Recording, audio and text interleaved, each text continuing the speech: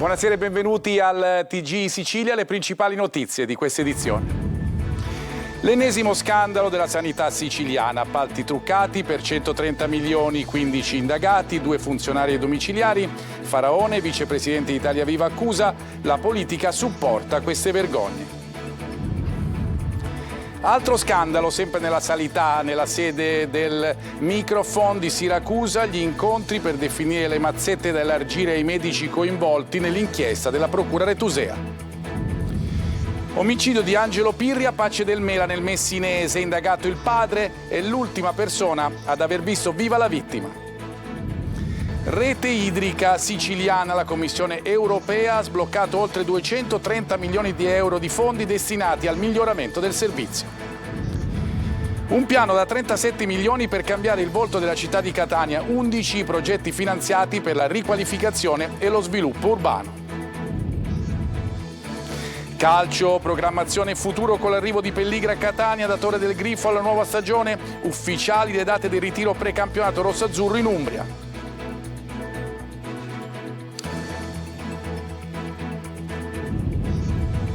Catania Beach Soccer in semifinale di Euro Winners Cup, la Champions del Beach. I rossazzurri hanno eliminato il Sunrise Kiev e sono fra le 4 migliori squadre d'Europa.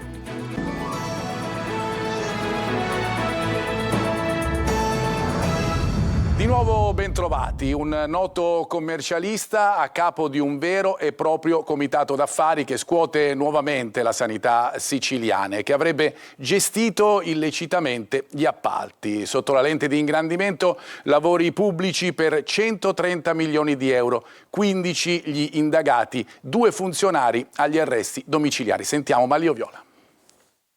Ufficialmente era un commercialista di grido con rapporti importanti nel mondo della politica sanitaria, consulente di diverse ASP alla guida del collegio sindacale dell'azienda ospedaliera Arnas Civico di Palermo e anche presidente dell'organismo indipendente di valutazione delle performance regionali. Antonio Sciacchitano avrebbe approfittato del suo ruolo per dar vita però a un vero e proprio comitato d'affari per governare illecitamente gli appalti della sanità pubblica siciliana. Lavori per 130 milioni di euro, quelli finiti nel mirino della Guardia di Finanza, almeno 5 quelli che sarebbero stati manipolati attraverso gare fatte a hoc per imprese amiche, commissioni aggiudicatrici infiltrate e tanto altro. Si tratta di forniture e opere per l'ASP di Trapani, 2 appalti dell'ASP di Caltanissetta, una fornitura per l'ospedale civico di Palermo, un'altra per l'ospedale Villa Sofia, sempre di Palermo.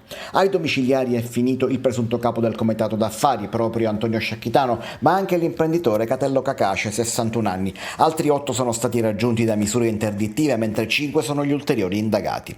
Qui ballano milioni, diceva Sciacchitano al telefono senza sapere di essere intercettato e dava indicazioni a tutti su come comporre le commissioni d'appalto, su cosa scrivere nelle gare per far vincere gli amici.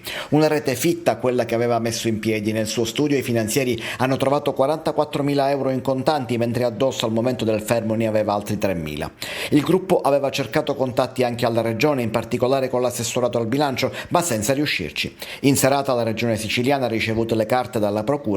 Ha anche disposto per Sciacchitano la revoca dell'incarico di presidente dell'organismo indipendente di valutazione. E sul nuovo scandalo della sanità siciliana è intervenuto il vicepresidente di Italia Viva Davide Faraone, che ha parlato di ennesimo scandaloso verminaio. La politica, dice, supporta queste vergogne. Marco Gulla.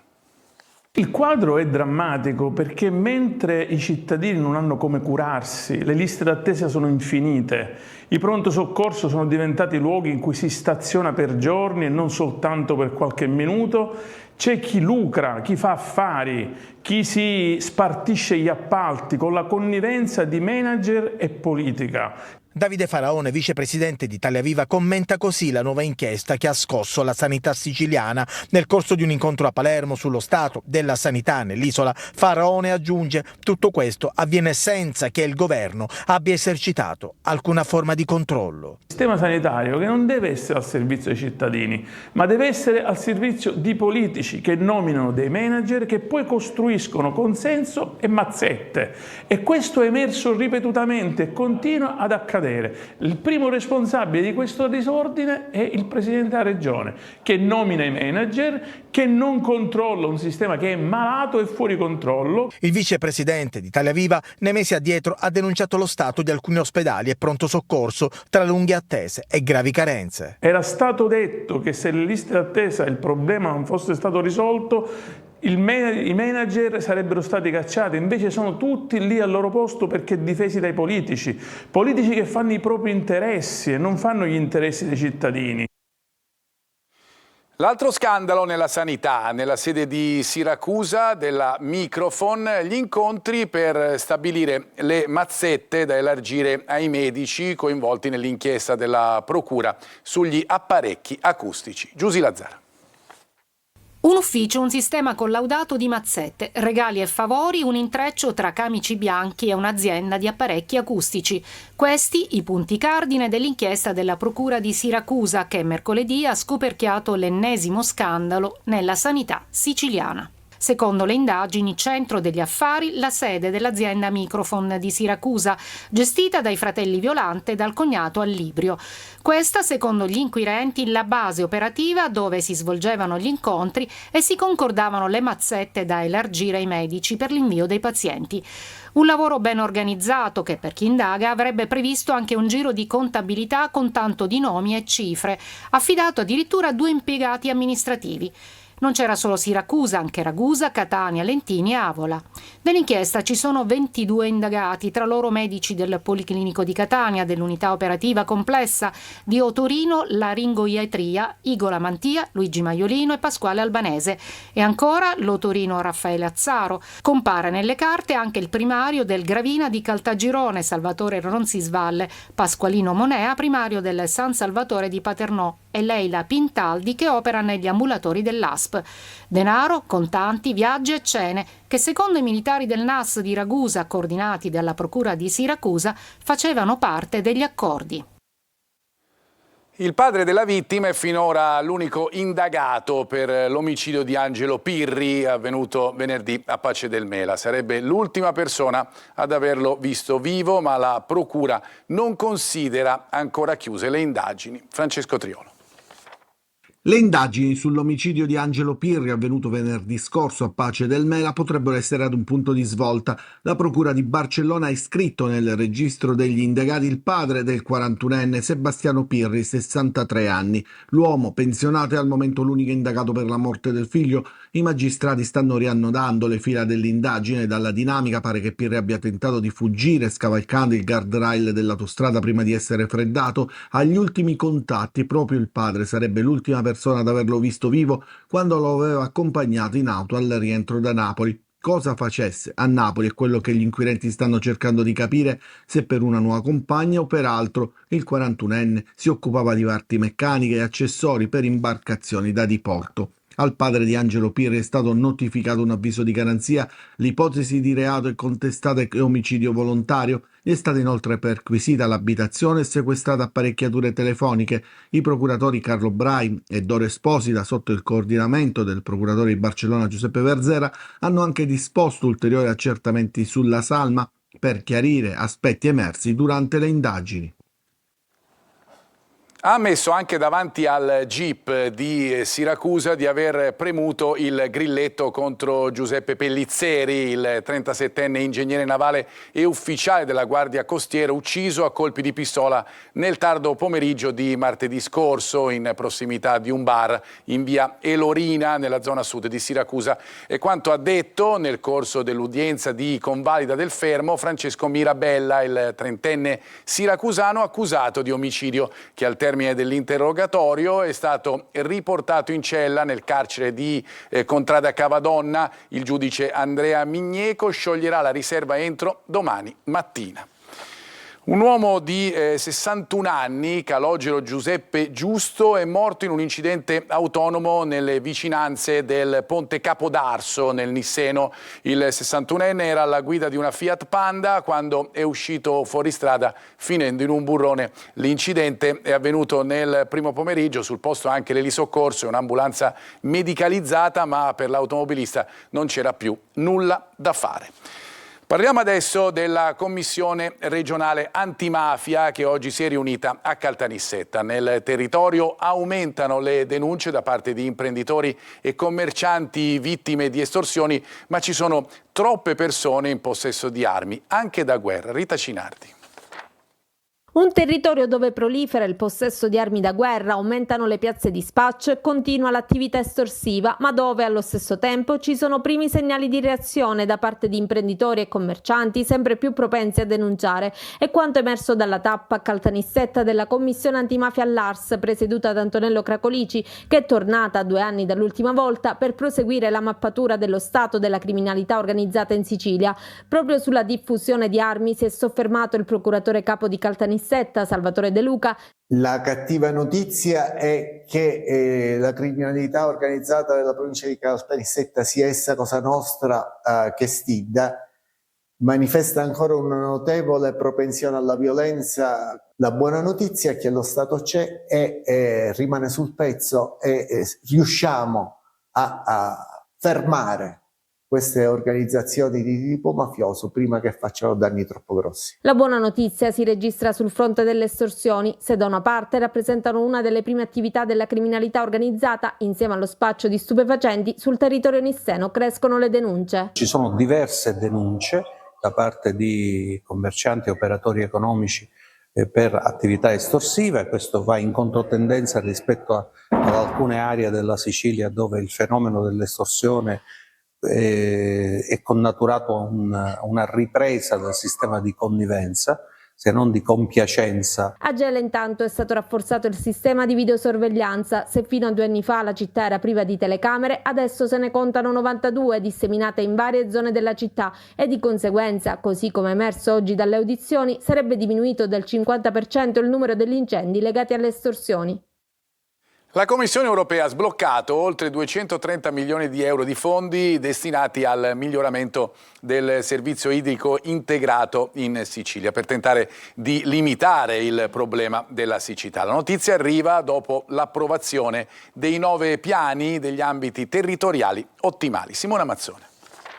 Perdite dagli acquedotti e depurazione delle acque reflue, un binomio che in Sicilia è una costante che si ripresenta puntualmente quando si parla di siccità.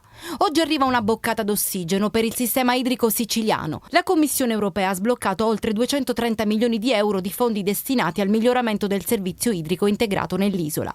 La notizia, attesa da tempo, arriva dopo che la regione siciliana ha finalmente completato e approvato tutti e 9 i piani degli ambiti territoriali ottimali. Un passaggio fondamentale che ha permesso di soddisfare il requisito indispensabile per accedere ai fondi strutturali europei.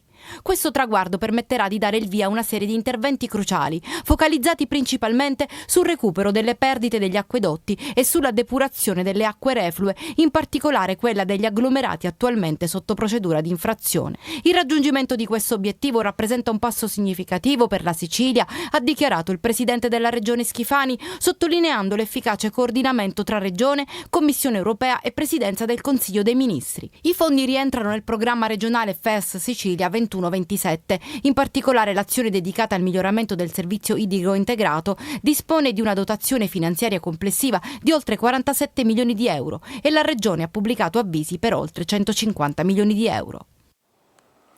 Parliamo adesso di un piano da 37 milioni e mezzo di euro per cambiare il volto di Catania. Sono stati finanziati 11 progetti di riqualificazione e sviluppo urbano. Tonino De Mana. Un investimento da 37 milioni e mezzo di euro per 11 progetti che cambieranno il volto di Catania con interventi mirati a potenziare infrastrutture, strade, marciapiedi, piazze, scuole e realizzare affascinanti percorsi ciclabili. Uno di questi collegherà Catania e Borgo, Mister Bianco, Belpasso e Piano Tavola, costo 5 milioni di euro.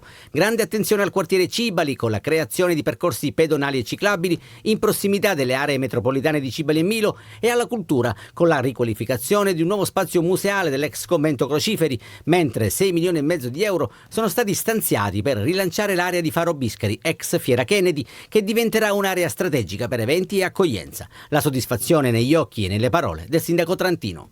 Tanti passi in avanti per la città.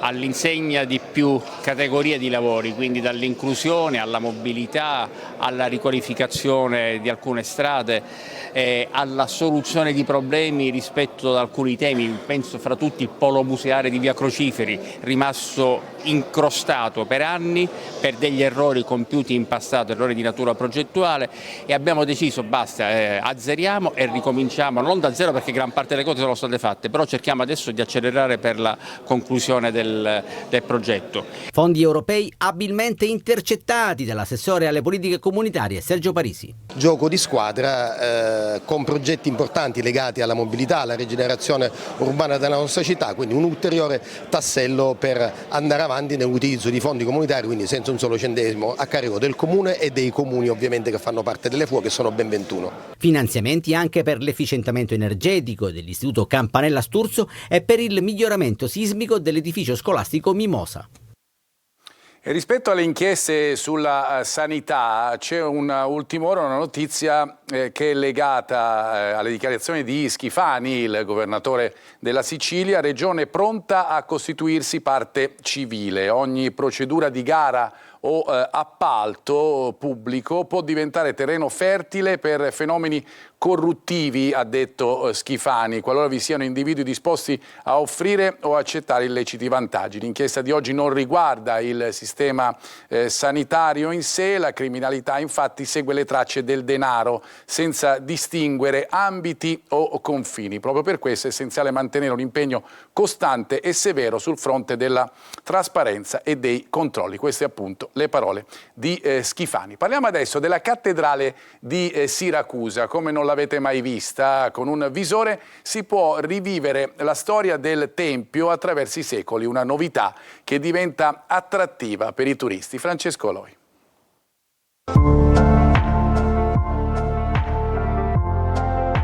Indossando questo visore si fa un viaggio nel tempo. La storia della cattedrale di Siracusa la si rivive così. Una trasformazione lunga secoli e secoli, che arriva fino ad oggi. Il progetto prevede una ricostruzione innanzitutto dell'oikos arcaico che appunto si trovava in Piazza Duomo e poi della ricostruzione del Tempio di Atena fino alle varie trasformazioni che questo ha avuto, diventando appunto chiesa cristiana e poi cattedrale. Quindi dal Tempio di Atena alla prima chiesa bizantina, passando per quella normanna fino all'età barocca. Una novità per turisti ma anche siracusani, che fa capire come il virtuale non sempre va sostituito al reale, a volte va a braccetto. Il virtuale ci serve semplicemente a capire meglio come sono stati fatti questi passaggi e ad avere visivamente un'immagine che ci possa far capire soprattutto com'era il Tempio. Con la realtà virtuale, quindi, si può vedere quello che non c'è più o che è nascosto dalle modifiche del tempo. Una full immersion che attrae tutti, anche i giovani. Naturalmente è il mondo a loro più congeniale perché comunque vivono attraverso le immagini. Ma con la stessa modalità si può visitare anche la catacomba di San Giovanni, quando la tecnologia, se usata bene, rappresenta una marcia in più. Il regista premio Oscar Martin Scorsese racconta la sua vita al Taormina Film Festival e soprattutto il suo amore per il cinema. Ho fatto i film che mi piacevano e tutta la sua carriera è partita dall'infanzia nel quartiere italiano. Desiree Ferlito.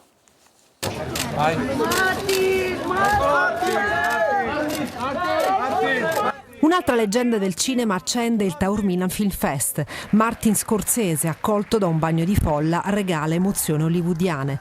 Il maestro è giunto alla Kermesse per ritirare il prestigioso premio alla sua carriera. È proprio la sua carriera, la sua storia, affonda origini antichissime in Sicilia. Lo avevamo visto a Polizzi Generosa, da dove partì appena 19enne per l'America a inizio Novecento, quello che sarebbe diventato suo nonno. Io ero immerso nella cultura siciliana, ma accanto a me vivevano napoletani, calabresi.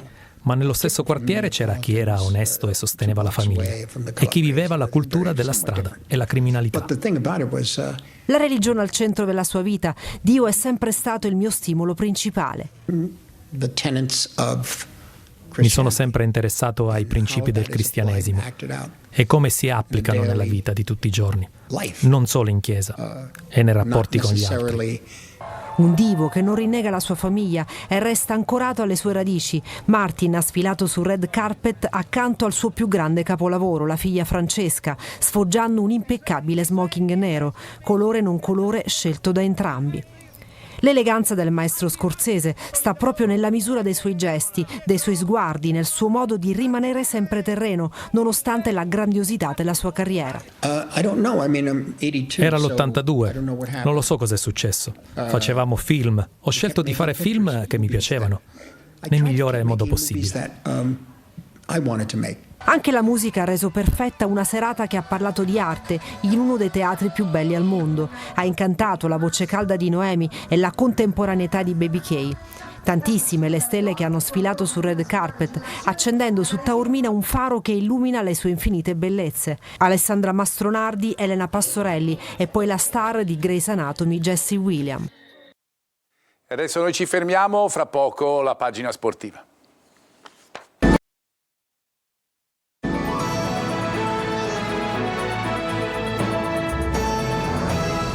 Ben ritrovati, seconda parte del nostro telegiornale dedicata allo sport. Cominciamo con il calcio, con il presidente Pelligra che è a Catania, importanti ore per definire anche il nodo del direttore sportivo e anche la questione legata a Torre del Grifo. Sentiamo. Il futuro di Torre del Grifo è uno degli argomenti caldi e più importanti che Ross Pelligra dovrà affrontare durante la sua permanenza a Catania. Il proprietario del club rossazzurro è arrivato ieri a tarda serata in città, poco prima della mezzanotte, e quindi tutto il fitto programma di appuntamenti è scattato solo nella tarda mattinata di oggi. In primo piano c'è il Village. Ancora non c'è stata una decisione da parte del giudice del tribunale, nonostante fosse attesa proprio nella giornata di oggi, ma i contatti tra i legali del Catania e la curatela fallimentare sono costanti e sono stati integrati negli ultimi giorni anche alcuni documenti richiesti per rendere più completo il fascicolo da presentare al giudice, che dovrà esprimersi ormai in tempi brevi, ma senza la spada di Damocle dei 30 giorni, secondo quanto trapelato. Ci sarebbe comunque la volontà di arrivare ad una definizione della vicenda in tempi brevissimi. Oltre Torre del Grifo, Pelligra sul tavolo altre carpette, quella della riorganizzazione societaria con le mansioni da consegnare a Ivano Pastore, il rapporto o la fine del rapporto da definire con Daniele Faggiano, gli incontri con Alessandro Zarbano e l'allenatore Mimmo Toscano, incontri anche con gli sponsor principali del Catania, con i quali condividere il progetto della prossima stagione. Poi si parlerà di giocatori, Ciancio e Cicerelli di rientro alla Ternana, Castellini che ha conquistato la Serie A col Pisa, sono i fronti su cui lavorare inizialmente. E sono ufficiali le date del ritiro estivo del Catania. Rossazzurri al lavoro a Norcia, in Umbria, da lunedì 14 luglio a domenica 3 agosto. I primi allenamenti della stagione 25-26 saranno svolti dunque allo stadio Filippo Micheli. E adesso il beach soccer, perché il Catania Beach Soccer stacca il biglietto per le semifinali dell'Euro Winners Cup. Vediamo le immagini, la Champions del beach per intenderci. I rossazzurri piegano per 3-2 gli ucraini del Sunrise Kiev e sono ufficialmente tra le prime 4 compagini più importanti d'Europa. Il primo tempo si chiude sul risultato di 0-0, ma gli etnei creano di più. La seconda frazione di gioco vede andare in vantaggio a sorpresa gli ucraini. I catanesi rimontano con Tanger e Maurisigno, avete visto i gol. Il Sunrise spareggia e sul 2-2, questo è il gol del 2-2, diventa determinante il terzo tempo in cui il Catania Beach Soccer trova lo spunto vincente. Avete visto il gol ancora con Tanger. Noi ci fermiamo ancora fra poco.